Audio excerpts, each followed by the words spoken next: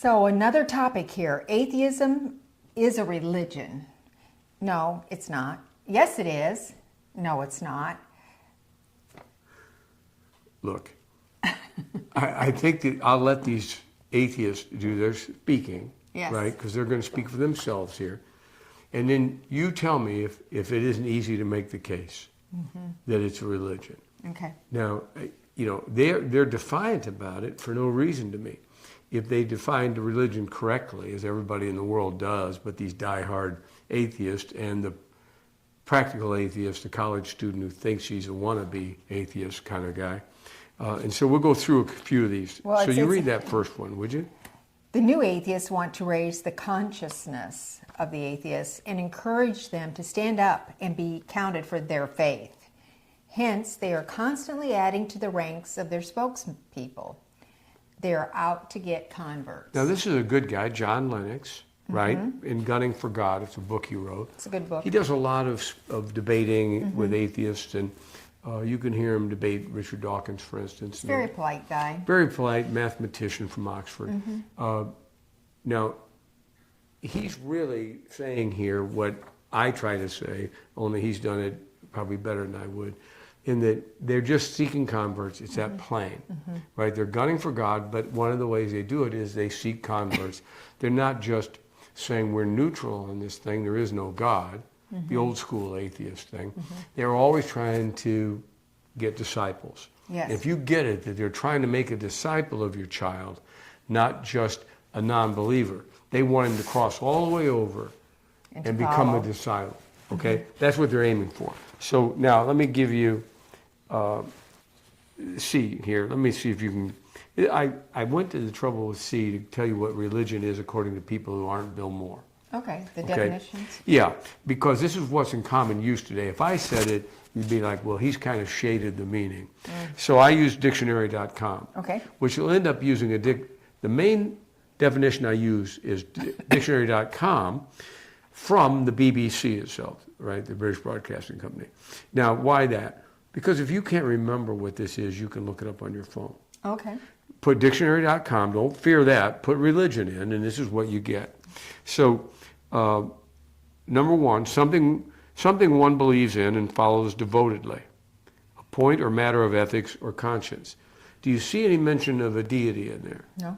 No, because they figured out that you can have a religion without a deity. Is there deity often included? Yeah, if you get the full scale model. But these guys are telling you the world is rife with people who have a belief, right, that it includes no deity and they are still religiously devoted to it. Makes sense. Okay, now what about you read number 2? The body of persons adhering to a particular set of beliefs or practices. Okay, this is dictionary.com again. I don't happen to own dictionary.com, do you? Okay. Number 3, a set of beliefs concerning, here's the one I like. A set of beliefs concerning the cause, nature, and purpose of the universe. And I can show you how the atheist is going to answer every one of those questions and how I answer it. Often containing a moral code governing the conduct of human affairs. You say, well, Bill, atheists don't have a moral code. Wrong. The Moral Landscape, written by Sam Harris, right? He's going to tell you morality is derived from science. That's his whole argument. Interesting. Christopher Hitchens will maintain that Christianity borrowed all of its morality from humanism. Now, there's a real wacky idea. I don't know, I never did hear him say why he came to that. But believe me, that sounds like something he's just blurted out in the middle of something at Cornell, right, where he doesn't care, the audience is adoring him anyway, and he doesn't have to make sense of it. And nobody ever raises their hand to ask him, what the heck are you talking about? So how about, here's religion by Merriam-Webster, okay, in the dictionary. A personal set or institutionalized system of religious attitudes, beliefs, and practices. See, it's just that simple. What about number 2 for Merriam? A cause, principle, or system of beliefs held with ardor and faith. Okay, now if you think that they aren't holding it with ardor when you're making converts, see, these guys are so funny. Now I've included in here something that I think I might have done a whole video on later. I can't remember now. Do you remember? On the atheist church in England, Now, this is from like 2015. Yeah, I don't know, but I know there So are. we're almost 10 years down the road. Yeah, you might. So at that point, there were 55 congregations in the UK meeting. They called them Sunday assemblies, mostly meeting in former churches. Interesting. Okay? So I was interested in how the Sunday assembly looks. So they had a woman leading songs service. You think they could be a little more original. They just went to the average Baptist church, picked up the bulletin and copied it, and then changed the content. I mean, it's just ridiculous. So the woman's name was Pippa Evans, and she leading the song service. They were singing, "Here Comes the Sun," and then unsurprisingly for us, have you ever been in a church service where the special church music was "Lean on Me"? I know exactly which church service you're referring to. Don't go into that story. Just go I move, can't believe move my forward. look on my face probably was like, lean on me. I'm like, music. oh, well, he sang it how many Sundays? Yeah, well, that's the Well, it was only the one only song he knew. Yeah. Yeah. So you were hard up for talent when you were singing those songs. But anyway, I thought about it because she sang it in this atheist church service, of course, at the same time. Not the same time, actually. And then Sanderson, who is the main speaker, the motivator kind of guy, Yeah. he's going to do this thing, stand-up comedy. Yeah. Okay, because it's what makes, and they have a little list of what makes a man attractive to women, and somebody who's a stand-up comic is at the top of the list. It's on their little list. I saw it. Now, if you remember, the real speaker that day, and I think I did do a video on this. He's talking about the theory. He's not talking about dark holes or quantum theory. He's talking about the theory of these things. And I'm sure that's a showstopper. Doesn't a guy drone on for that for 90 minutes? You know, they got nothing else to do on a Sunday morning. See, nothing's open, and so the casino's closed, and you got to go someplace. I guess. So. Now they had 400 in attendance, and as I said here, now this is in L.A. I'm sorry, in L.A. They have one of these called the Sunday Assembly. 400 in attendance in 2015, and they have a united belief in that there is no belief. Or now is all there is belief. Think about it. We've got a united belief in here. What is it? That there is no belief system. Like, okay, that sounds great. You know, you're wondering what the heck's going on in these people's minds. Talk about being blinded. Yeah. I'd be like, does anybody in here feel enslaved by some evil being? Because this seems like he's stolen your thinking caps here. Something's wrong with this thing. Now, here, read that E if you don't mind.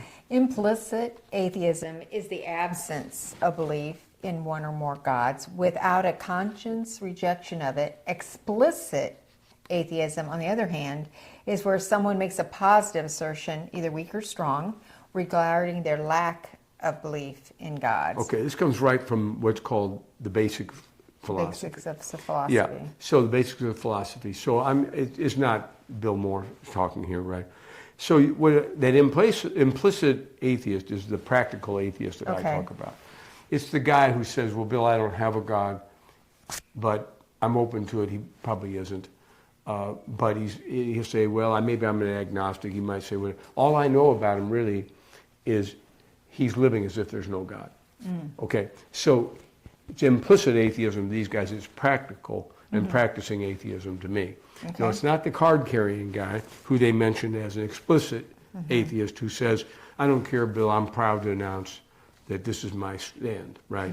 Now, it's not a religion, but it's my belief. But my belief isn't really a belief. It's a lack of a belief. Yeah. So you figure it out if you can, Bill. I've done all the I'm trying to catch on to the to the Christopher Hitchens and Sam Harris school of double speak, but I'm not very good at it because you give them a little room and they're amateurish about it. You know. How about this one? Example F. I'm not even an atheist as much as an anti-theist. This is going to be Christopher Hitchens. I not only maintain that all religions are versions of the same untruth, but I hold the influence of churches and the effect of religious belief is positively harmful. That's why he writes a book, Religion Poisons Everything. Now, what's funny about it to me, we're all visions of, here's this bright guy, supposed to be so bright. So let's see, if you compared Christianity, let's say, to Islam, or to Judaism, or Hinduism. So you're saying to me, these are all people basically the same beliefs. What's the most incredible thing in the world? Only Christianity maintains that Christ is king, right? He's the Messiah. He really did come. He really did die. He really did resurrect. He is ruling. He's on the throne. Yeah. He's the creator and sustainer of the universe in Colossians 1. Okay, that's who you get. Now, if you ask a Muslim if he's deity, what's he say? No. He's a good prophet. You know, so how could you tell me that those are all versions of the same untruth? What he really would say to me, well, Bill, I just mean they all believe in some kind of God. And I'm including the Norse gods? Yeah, okay, all right. So you're just saying anybody who believes in a God or numerous gods. Okay, why didn't you just say that? That's what I'd say to him. Okay, now let's go to the next one. You read G, will you? I just want these guys to speak for themselves now. The world needs to wake up from the long nightmare of religion. Anything we atheists... Scientists. That's right. Got atheists on my brain. Anything... Okay, let me start over. He means atheists, actually. I know, but let's start over. The world needs to wake up from the long nightmare of religion. Right. I was thinking about that. Anything we scientists can do to weaken the hold of religion should be done and may in fact be our greatest contribution to civilization. Whoa, whoa, whoa, whoa. Here's a guy. Whoa, whoa, whoa. He's a Nobel laureate, Steve Martin, professor, right? And what's he saying? My greatest contribution by living here is that I'm going to turn people away from religion. Well, you know, I told that story where I was on that, that cruise with just the top Yale and, Harvard professors. And that was the topic, is how religion spoils everything and it should be done away with. And it was a church service, by the way. I'm telling you, I'd never sat through one, but they forgot to sing the hymns. But the guy, Pippa was probably busy back in England and she couldn't make the trip. They believe that it spoils everything. So I want you, if you're a college student, I want you to think about why I would include this from an English blog, is what I'm saying. Ism. I want you to see that when you turn science into a belief system, you'll call it scientism. Okay, and it indicates really why you get to a practice, a philosophy of something. Okay, so when you see that ism on something, you want to ask, does it always have this, confer this idea that somehow it's a belief system? And the answer is yes. Okay, so if you have materialism, it's going to be a belief system. Okay. It's not just a statement that all things are material and there is no immaterial. Right. It'll have some other A, B, C, and D, and E after it, okay? That's what happens. And it's going to be authoritative to a group of people. That's why we say, well, that's a little church group that they have. And you say, well, really, it's more like an online Bible study group. I'm okay with that. That's what it is. Now, they wouldn't like that, but they've just mimicked what you would be doing, okay? So let's go down to the bottom on I, and I'm not going to read the whole thing. It's the one where I'm saying to you, there are different kinds of atheisms, right? Like materialism and empiricism. You'll see all of these things, okay? Gnosticism, you'll see all of this. And I'm just saying, now, look at the very bottom is what I'm aiming at here. They make up roughly a quarter of the U.S. population. What does? There's a new category that people like, nuns. Oh, yeah. Now, in Great Britain, there are over 50% of the people say they have no belief in any God. Okay. Here we're 25, although you'll notice later I say 25 to 36 because I updated it to 23 when I started thinking, well, I'm using a number from 7 years ago or something, I need to do that. Now they've said closer to 35 or 36%. Okay, that do that. And like in Norway, I just threw it in. I was looking for numbers, and more people are atheists than go to church for sure in Norway. See, this is where we're headed. So I wanted you to see, if you would, look at number K, the letter K. Okay, here we are. We're the real definition if you lose it. So remember, you can find it on dictionary.com, but I wanted to give the BBC a set of beliefs concerning the cause, the nature, and the purpose of the universe, okay? Often containing a moral code. which governs activity. Meaning like this: if you're a real atheist and you have no Christian moral code, then your moral code will be whatever brings me pleasure and perhaps brings you pain, which is both good in their minds, especially the pleasure. That's all that matters. I don't care about your feelings. I don't care about the devastating effect on your life. I don't care about any of that. There's only one thing that matters, and that's me and my feelings. That's my moral code. And if you're an atheist, you can't tell the guy he's wrong. Even if he's talking about your sister and her devastating life, okay? You can't tell him he's wrong. You agree that he has the right to live that way. You just hope he's not your neighbor. And then you wonder, they say, well, this is the way to bring world peace. I'm like, you're telling me that one town of 100,000 people where everybody has their own moral code, the first thing we'll have is peace. I'm like, I don't think so. I mean, I'm a little old by that business. So, just go ahead and skip over here to, if you would, to O. Tell me what O means to you. I'm an atheist. I'm not neutral about religion. I'm hostile to it. And that's by Christopher Hitchens. Now, what I say to you is then, why aren't we hostile? See, Christians are funny people. They've been sold as bill of goods in the last couple hundred years, really now, to me. This idea that the best thing is to be winsome to these unbelievers in that sense, where, they're just going to be coming by in droves, Well, how does that work? These guys are hostile. Being hostile doesn't mean wicked. Being hostile to people who were sacrificing the babies to Moloch seems like God's pleased, right? The same thing would happen here. When you speak up against these people, you're being hostile, they say. I'm like, if that's hostility, I'm glad I have it.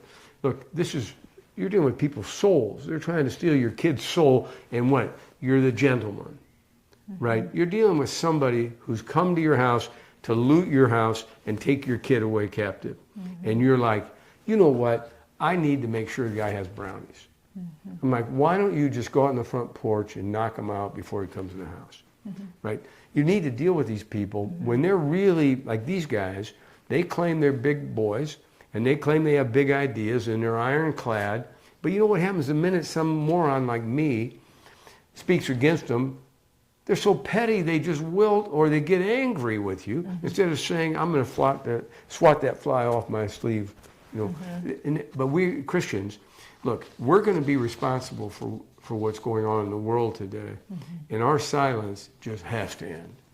I don't have to be bright to speak up. No. I just have to be courageous, and that's what we really lack in this day. Okay? So let's just skip the rest of these. I drown you in them this time because I want you to see it's just nice that they do have a belief system. Right, and what I like about this PDF that you did is that these are all, you're not just saying what they say or what you've heard them say or what you think they say. These are quotes that these guys are actually making it quite clear. They hate religion, and it needs to be destroyed. I'll just leave you the last one, V, if you'll read V. Okay, V. Here she is. I believe the simplest explanation is there is no God. This is Sam Harris, okay? I believe the simplest explanation is there is no God, no one created the universe, and no one directs our fate. Now, tell me, is he giving you a dogmatic belief there? Totally. Sure. And the whole time he's saying, well, Bill, it's not. We're not dogmatic and at I'm all. Like, no, and you're not trying to influence anybody with that, and you're not trying to tell me it's best. Because he would settle and say, I don't care if it's best, I only care about me. But he won't do that. Right. He wants to sway people, right, and win converts. So why doesn't he have the courage just to talk like that? Right? I'd be okay with it. I don't mind that kind of an open war. What I don't like is the subtlety of it, because Christians are so dumb these days that when the guy's subtle, right, they just still hope that Sam's about that far away from being really the arm around the shoulder kind of guy. And I'm like, Sam is a devil running around in this age, okay, on commission. Right? And this is what he's going to do. And I'll show it in a little while. I'm doing one where Sam's saying, if Bill's right, I'm not only going to be in hell, I've led so many people to hell that I'll be in the worst kind of place in hell. That's his own words. It's his own words. And I'll do a whole video on that because Sam's right. That's where he's going to be. Okay? Now, let me ask you this. If I say to you, because this is what we're preparing for, I'm going to sneak it in here. I did it here. Okay. Suppose I say to you, just in a normal conversation at dinner with somebody, Yeah. Bill or Lois, I'm an atheist. You're an atheist? I'm just going to announce it to you. Look, Okay. I heard what you're saying, Yeah. but I want to just interject this. Yeah. No hard feelings. I'm not coming at you. This is what you hear. But I'm an atheist. So I'm saying to you, if that blindsides you, what should you say? Because remember, this whole website's not built around me explaining just atheism. It's built around discussions with atheists or your grandson. It's all about discussion. These topics may not at first appear that all of them fit that, but in my mind they do, and I'll show you how they fit. So we don't want to lose sight of the fact that real discussions, not just me pointing out here, they're wrong. Just I'm talk. like, I want to sit down with Sam Harris or whoever Sam Harris's underlings are. And you're trying to persuade them that their thinking is wrong because they'll allow me to examine their thinking. If they ask me about Christianity, I'm happy to reply and give a defense. But they usually don't. They usually don't in this age. So I've learned that we have to deal with it this way. That's why when I did that lengthy thing on evangelism, it'll be all how do we interact with these people on a real Tuesday afternoon somewhere eating a taco. Well, I think when you asked me that, if someone said that to me, what normally I would have done would be just like, oh, well, I'm not. Or, I would know where to carry the conversation. But now thinking about this material more with you, and I don't know if this would be the right answer, but I would definitely just want to have them define for me. So can you explain to me what is an atheist for just to help me understand where you're at? And then I would start asking them, they would mention that whatever they mentioned, that, well, we don't believe there's a God, or we don't believe that God is a creator, whatever they would say, I would hear what they would say, and then I'd want to ask them, so explain to me what you're thinking about. Okay, so you believe that we're just, whatever they would say, if they're going to talk about the beginning of life, or there's no meaning, or we hate God because there's nobody telling us what to do. It depends on what they're going to say. I would ask another question. So you've done two things I really like, right? You're asking questions. You don't blurt out. You ask a question. But I felt very first I wanted to defend myself, because him saying that, I felt like that was an attack, but no, I keep wanted a discussion to, going. It's like, okay, I know what I believe. Now let me hear what you believe. So, but then asking them to define. Define. The reason is 50% of the time the guy's baffled by that. Like, what do you mean? Well, you know what it is. Tell me what atheism is. I don't. Right. So we're on the same. So we're talking about the same thing. I'm telling you, they think about it so little. When the guy can't define it, he's been reading Yahoo Well, he has a few things that he says that sound. and he made his little announcement, and that's the end of the conversation. And I'm like, well, no. Like, do you mean this? I'm going to ask another question. Like, do you mean there is no right and wrong? Do you mean that? There's no you. Like, what do you believe when you die? Or there is no you? There's no you. See, I would keep framing what questions. What do you think about free will? Do you have one? Yes. Because you really don't if you're an atheist, right? I mean, I Right. wouldn't tell him that, but I would have to hear what he said. You but just he want to doesn't. start this. Right. But that's why I think it's so important to because quite honestly, when I started thinking about this atheist stuff, I just got really tired, to be honest, because it's a whole bunch of stuff that really, even talking to them makes no sense. And I ran into a bunch of them, and they were very arrogant, and it was just bizarre. So I didn't even want to wrap my mind around all of this information because it's kind of sad and confusing. But what I realized, there's so many people out there that are claiming this right now, and a lot of them are your kids, and some of them are my kids, that I need to be able to not just go, wow, that's crazy thinking, but to really be able to say, let me get inside your head. I'm going to respect you. Let's have a meaningful conversation. And so reading some of this PDF, it's not really exciting, but it really helps you so that when you're in those conversations, you have a little background, and you have a way to make you can help them, draw them out to see how much they know, so that you can help them either become a better atheist, or, like you always say, or explain. You're not supposed to beat up on an old man. You deserve it. So rough. After I just want to like, see, I'm real tender. Oh, and then, yeah. I don't. You're real I tender. don't know if this will be. You'll be fine. Okay, all right. I was feeling your muscles. Oh, I see. Where they used to be? Where they used to be. Okay, so the main thing Yeah. is atheism is a religion. It is. And you just need to ask yourself, what is a religion?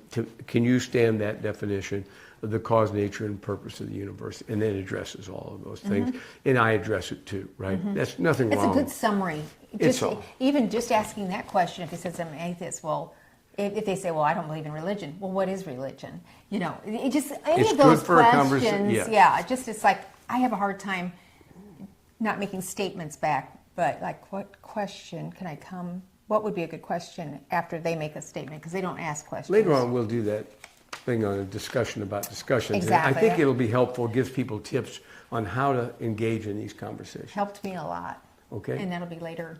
It's down further on the website, actually.